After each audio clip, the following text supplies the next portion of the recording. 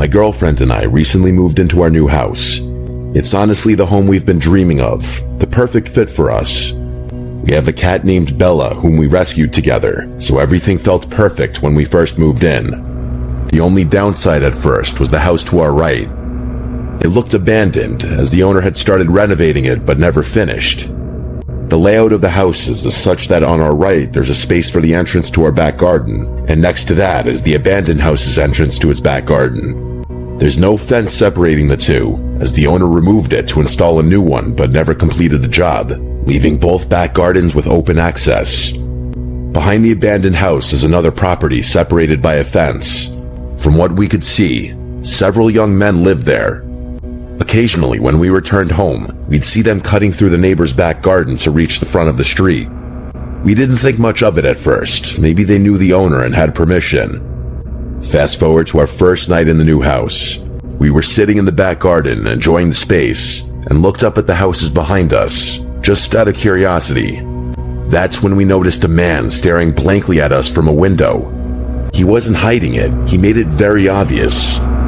There was no expression on his face, and the room was dark, which made the whole thing even more unsettling. We assumed he was just curious about his new neighbors, but after half an hour of that blank stare, we decided to go inside. The next few days were normal.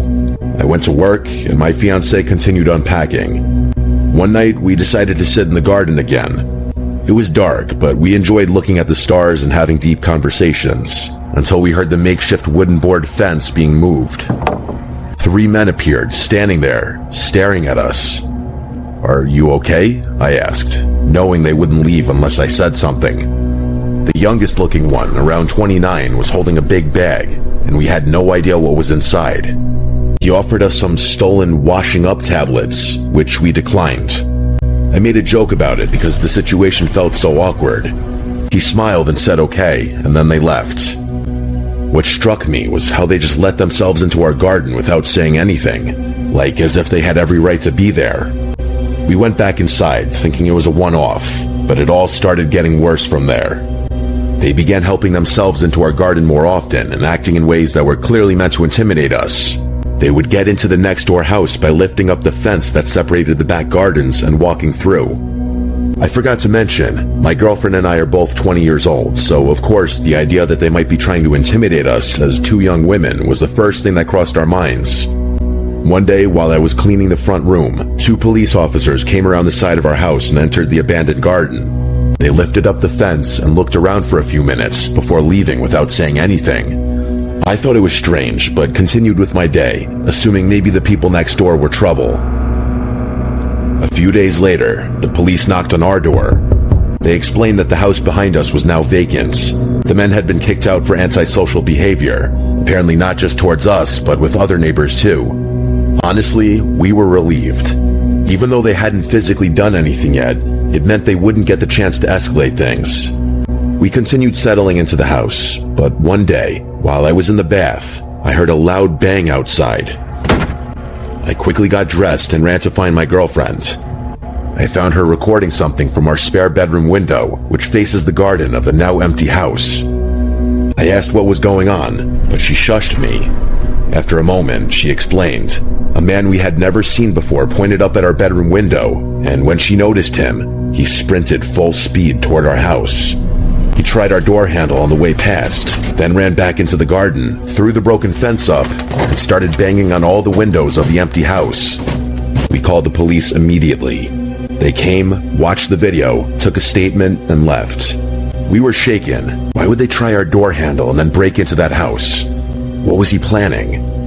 A few nights later, while we were in bed, we heard whistling. The kind of whistle men use to harass women. It was 2:16 a.m. We listened quietly, and then heard someone tapping on our window. Terrified, we checked the cameras, but for some reason, they didn't record anything. Whoever it was must have left shortly after because the noises stopped. We were too scared to sleep, so the next day, we went to my mom's and stayed the night. When we returned the following morning, we noticed our Ring doorbell had been removed and placed on the floor. The SD card was gone. Someone had clearly come back, and we knew who it was. Who else would do that? We called the police again, and they told us to keep all the doors and windows locked. The woman on the phone even said that the removal of the camera could be a sign that they were planning something, which terrified us even more. But at least she was honest. The whistling, banging, and attempts to re-enter the house continued for weeks. We made multiple police reports. They never tried our door again, so we hoped it was over. But 3 weeks later, while in bed watching funny clips from our camera, we checked the live feed. That's when we saw a man outside, wearing a black mask covering his mouth and nose, with his hood up, standing in front of our garden with his arms spread wide, like he was imitating Jesus on the cross. He stared up at our bedroom window with his head tilted. We froze.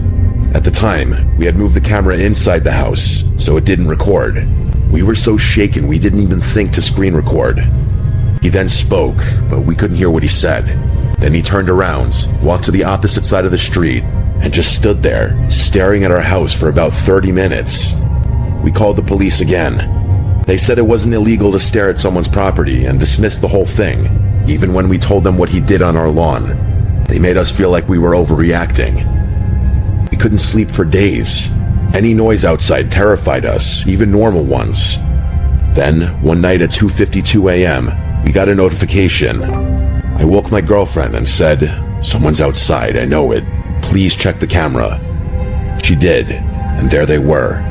2 masked men coming from the side of our house, shining flashlights into our windows.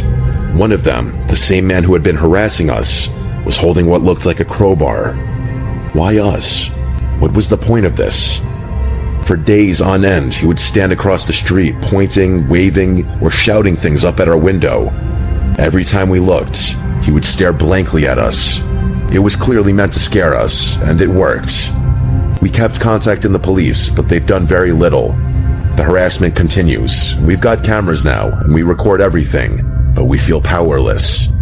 Just earlier today, he stood outside again, staring up at us. We got it on video, and we're absolutely terrified, but we'll update if anything else happens.